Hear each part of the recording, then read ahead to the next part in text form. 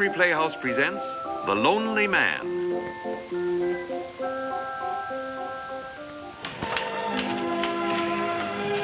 Most of O. Henry's stories are filled with warmth and humor, but when he wrote The Lonely Man, his typewriter hummed a melody of sorrow and despair.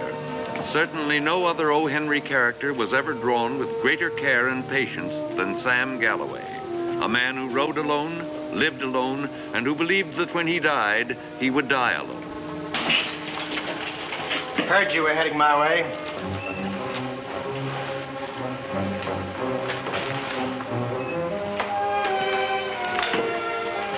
Hello, Clem. I was on my way to your office.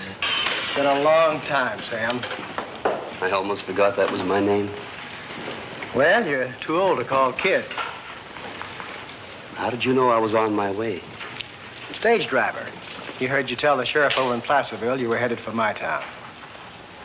Clem, do you have any objections? No. There's no law says a man can't return home. I'm not returning, Clem. I'm just passing through. Why? Well, moving keeps me out of trouble. What happens when you run out of territory? Well, then they'll have to give me a permanent piece of ground. A few feet wide, a few feet deep. You could hang up that gun. That would only get me that permanent piece of ground a lot sooner. Come on, I'll buy a drink, Clem. Hello, Tim. How's your mother? She's good, Sheriff. I might horse a stranger. Keep one eye on him for $1 and two for $2. All right. Here you are. You keep both eyes on him. He likes a lot of attention. Right over there. Gee, thanks, mister. You travel fast, kid. But I finally caught up with you. Turn around careful like. This is a quiet town, boy. I aim to keep it that way. Now get on your horse and head south. Glad to oblige. As soon as I finish my business. If you like to live, Sheriff, you better step aside.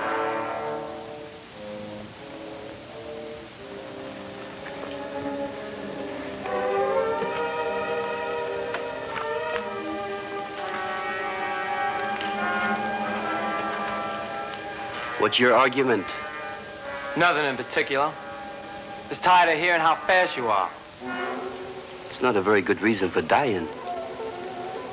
I don't figure that's gonna happen to me. You afraid of dying, kid? No. But I'm not anxious to hurry it. Why don't we draw against the timepiece? That won't prove anything. I gotta kill you so as I can hire my gun out. Killing you will make me famous. Suppose I don't draw. I'll kill you anyway. Whenever you're ready.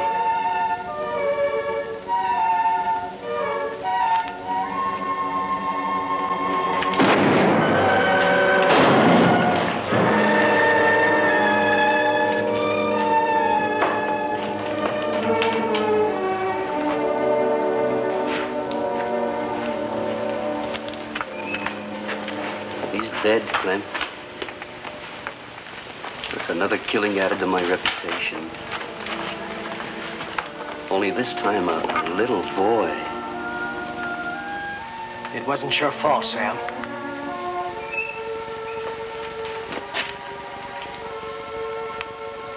You just try explaining that to his mother.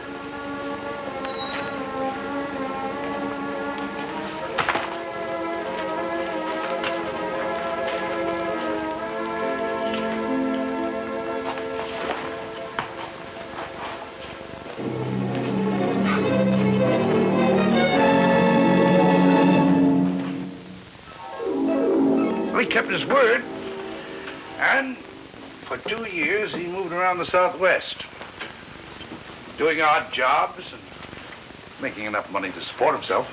He actually stopped wearing a gun? That's right. Was he recognized? No. How do you explain that? Well, I guess because he stayed out of the big cattle towns. He moved into the new towns, the small towns, but you know, no matter where he went, inevitably, he ran into the same trouble. What kind of trouble? Some fool cowhand would decide that he didn't like a man who wasn't wearing a gun. He'd make a big speech. Sam would saddle his horse and begin searching for another town. Why? Well, he had a choice of leaving or a showdown with the fool cowhand. Did he change his name? No, you see, in his first showdown with the gunfighter, he was only 16. The people nicknamed him Kid. The pseudonym stuck, and over the years, no one bothered to learn his real name. Incredible. What finally happened to him? Well, he kept riding, kept ducking trouble. And one day, he rode into a town called Twin Creeks.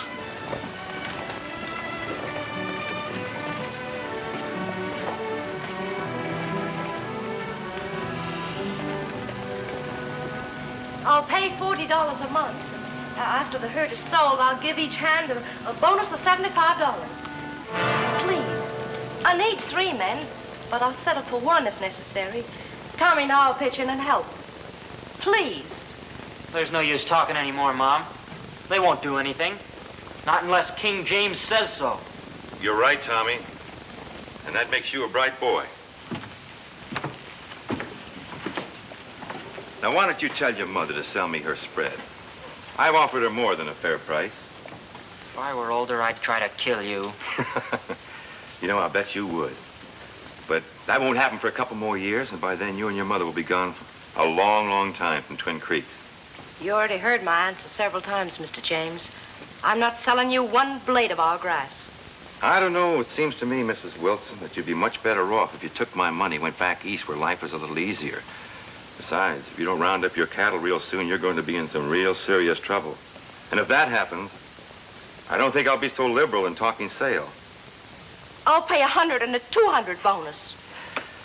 Mrs. Wilson, these men can't work for you. They're on my payroll. Of course, I don't pay them as high as what you're offering them. Of course, it's better working for me because, well, let's say there's more of a future to it.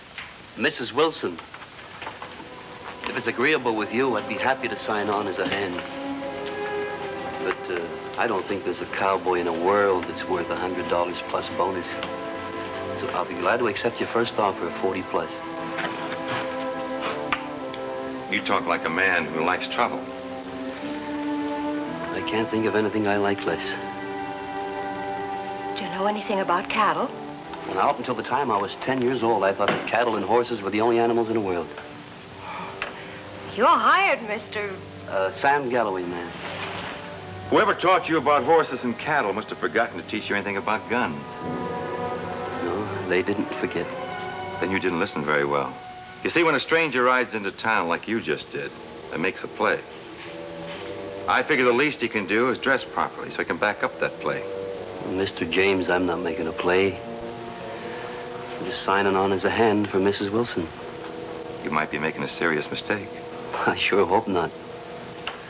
Well, it don't appear as though you're going to hire any more men here, Mrs. Wilson, so if it's agreeable with you, I'll follow your buckboard. Oh, Galloway, the next time you come to town, you be sure and be dressed properly, because I'll be looking forward to that meeting. When do you expect to come into town again, Mrs. Wilson? I don't know. I can't say. Mr. James, maybe we won't have to meet again.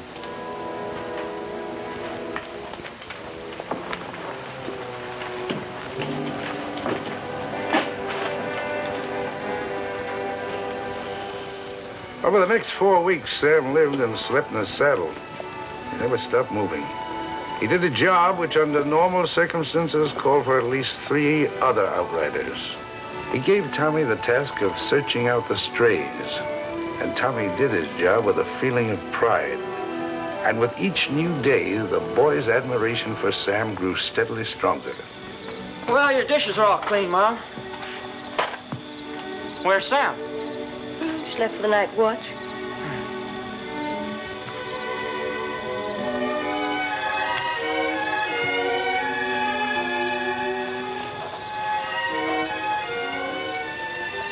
What's the matter, son?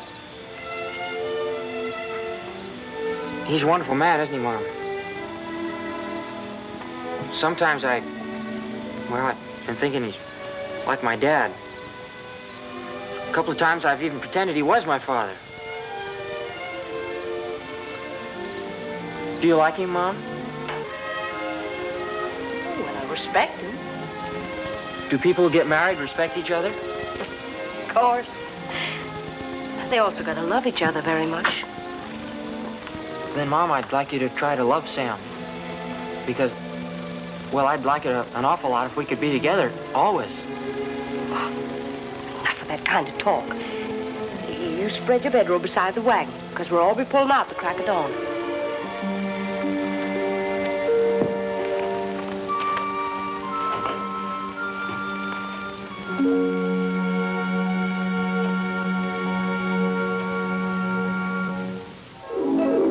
The afternoon of the following day, Sam delivered the herd to the cattle buyer.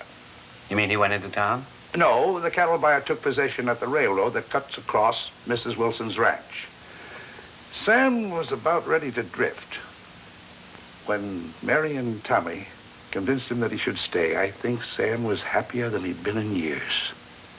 His loneliness slowly began to disappear. Sam and Tommy were inseparable. Little by little, he taught the boy how to rope a steer, how to train a cow pony, how to recognize the warning of an oncoming storm by watching a leaf float in the wind. Then, you know, one morning, Tommy surprised him. Hey, Sam, I need some help. Fix this holster so it don't hang so low, will you, Sam? Belonged to my father. Mom said I could have it on my 16th birthday. That's one whole year away. Aren't you rushing it a mite? I didn't figure to go on wearing it. I just wanted to see how it feels. You know something? A gun makes you feel like a man. Just because you feel like a man doesn't mean that you are one. And when a gun can cause you to think you're something you're not, then it's a sure sign you're not ready to wear it. Well, I didn't mean it just the way it sounded, Sam. It's just that... That's another thing. When you're wearing a gun, you better mean what you say. Because usually the other fellas just aching to misunderstand you. I was hoping you'd teach me how to draw. I'd just soon see you dead. Don't you understand, Tommy? Only a fool that's looking for trouble will wrap a colt around his waist. My father wore a gun all the time, and he wasn't a fool. Oh, I'm sorry, Tommy. Now, why don't you put the gun back in the house and let's get out to the north end, huh? There's a fence there that needs mending. Mend it yourself. I've got something else to do. Like what? Like practicing a fast draw.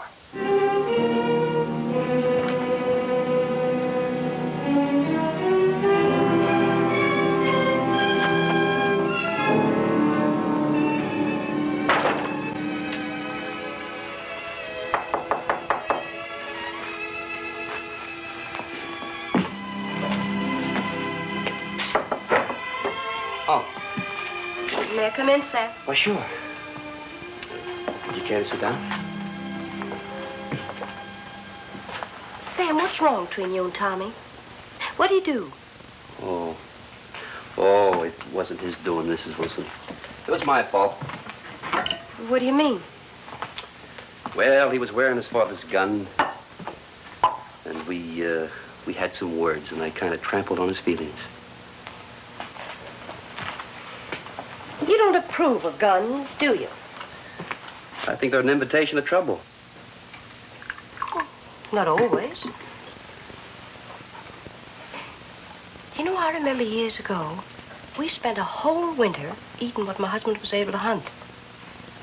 If it hadn't been for a gun, we'd have starved. Oh, you're talking about rifles, ma'am, not sidearms. Why, I've seen men suddenly grow 10 feet tall just because they had a holster on their hip. And I've seen them die because they thought the gun hand was faster than anyone else's. Once a man buckles on a gun belt, he forgets that arguments can be settled by words. Not all men, Sam. Well, that's true, I know. But you never know which man, when he's angry, can resist the temptation to draw a gun. Now, the way I see it, if he wasn't wearing a gun, he wouldn't be tempted to draw. Is that why you don't wear a gun? Maybe. Well, I think Tommy's old enough to wear a gun. I believe he can be trusted with one. What would you say if you found out you were wrong?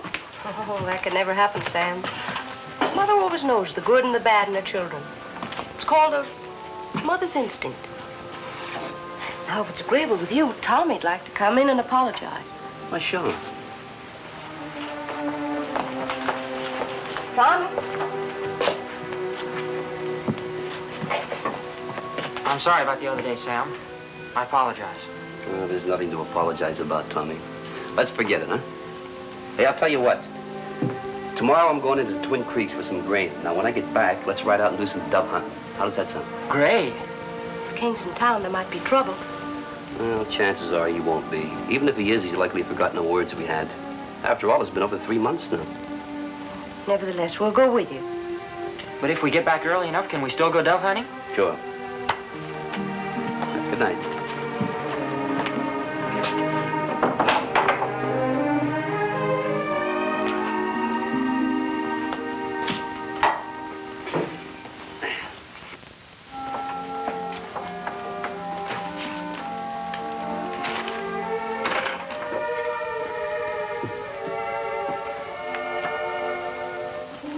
Galloway, the last time I saw you, I told you to be sure when you came to town to be properly dressed. Now, Mr. James, I'm not looking for trouble. I've managed to keep out of your way up until now, and I'll do my best to keep it that way in the future, all right? Are you asking or pleading? Whichever way suits you best. Say please. Say please! Please. Galloway, we've got women in this town with more courage than you. You're not a man. You're nothing but a miserable, stinking coward.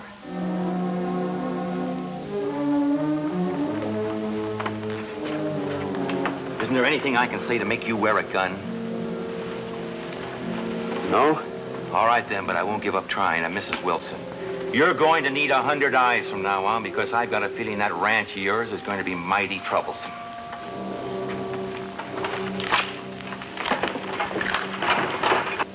For Sam, the next 3 hours ride back to the ranch seemed like an eternity. Neither Mary nor Tommy spoke a single word. Sam understood their silence. He knew it was impossible for them to talk to a man who had just admitted he was a coward. It was night by the time they arrived at the ranch, and then King's warning became a reality. The barn was in flames. Tommy, get the water buckets. We're going to need them.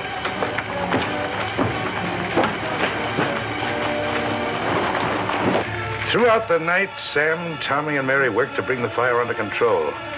They knew they couldn't save the barn, but they fought to prevent the fire from spreading. By morning, the fire had gutted the barn, but it hadn't spread. That fire wasn't an accident. I know. King wants your ranch. I think it might be better if, like he said, you sold him the place and went back east to live. Running a ranch and fighting a man like King just isn't a job for a woman. That's right, Sam. It's a job for a man. If my husband was alive, he'd call King's hand. One of them be killed. Maybe to be king. Well, your husband's dead. And unfortunately, the only man I got working for me is a coward. That leaves only me to fight King. And I'll do it as long as I got breath in my body.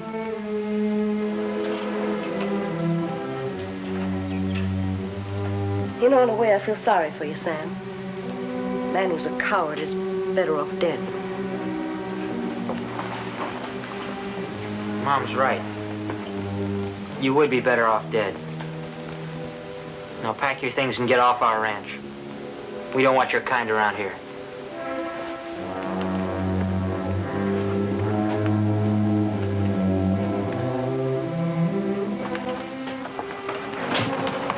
Oh, Sam, you gotta stop him. He'll be killed. What are you talking about? Tommy, when he didn't show up for breakfast, I went to his room. The window was open. His father's gun was gone. Sam, he's too young to fight King. How long will we leave? Couldn't be more than 50 minutes or so. If you ride hard, you'll catch him. I'll try, but if you hadn't talked so bravely about fighting King, he wouldn't have left. If I don't catch him, maybe you'll know what I meant the day I told you that the gun was an invitation to trouble. You've caused us enough trouble, King. Tommy, go home. You've asked for this. You'd better draw, King. Hold it.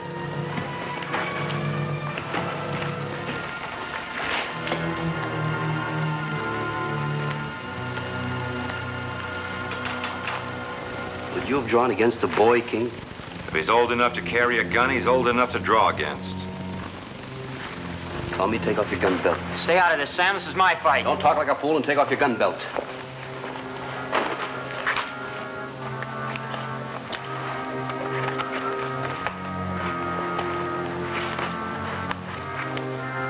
King,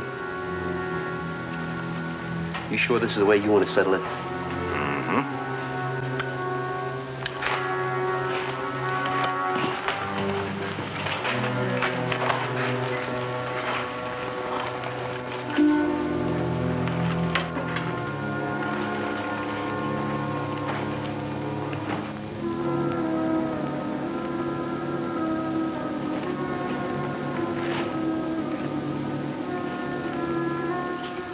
Tommy, you get across the street. And remember, you're about to see how futile it is to solve anything with a gun. Now, you're going to see a lot of things in the next few minutes. I sure hope you remember some.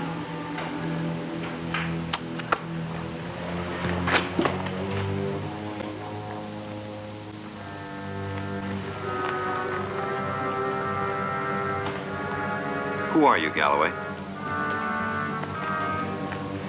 A lot of people have called me Kid.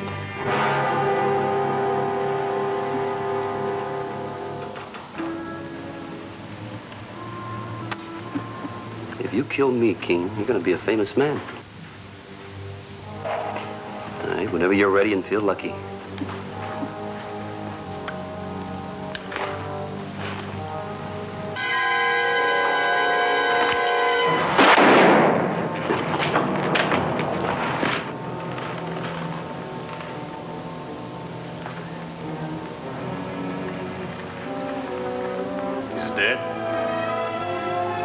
Covered a full 2 seconds before you even got your gun leveled.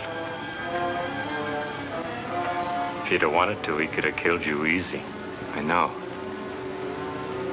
I'll never know why he didn't fire. I reckon you won't have to think about that too long. He was right, you know. You're a famous man since you killed the kid. The man that kills you can hire his gun out for a big price. I like money, King.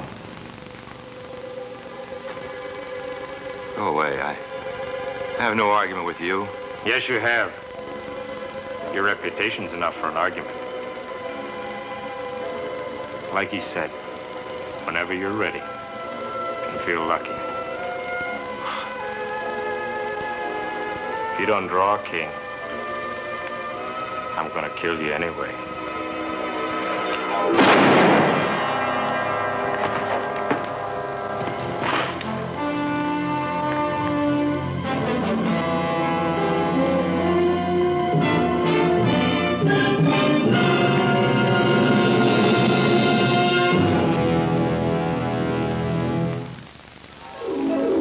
You know, I'll wager Sam knew exactly what was going to happen to King the minute he saw that young gunfighter. I do believe that's why he didn't fire his gun after he outdrew King. Don't you agree, O. Henry? Uh-huh. In fact, that's why he told Tommy to try to learn from what he was about to see. Too bad he had to die to prove his point. I don't agree, Colonel. No, Sam knew what he was doing. And I don't think it bothered him. Why? Because his conscience told him he was doing the right thing. He didn't want to kill King. But he knew if he didn't, Mary and Tommy would never have any peace. Then, when he saw the young gunfighter, he realized that his dying would be the easiest way to accomplish everything. I certainly hope Tommy learned something. He did. Tommy Wilson today is a man 35, 40 years old. His ranch is prosperous. And none of his cowhands are permitted to carry sidearms. Only time Tommy carries a gun is when he's on a hunting trip. He learned all right. You know, I like to think that Sam knows he didn't die in vain.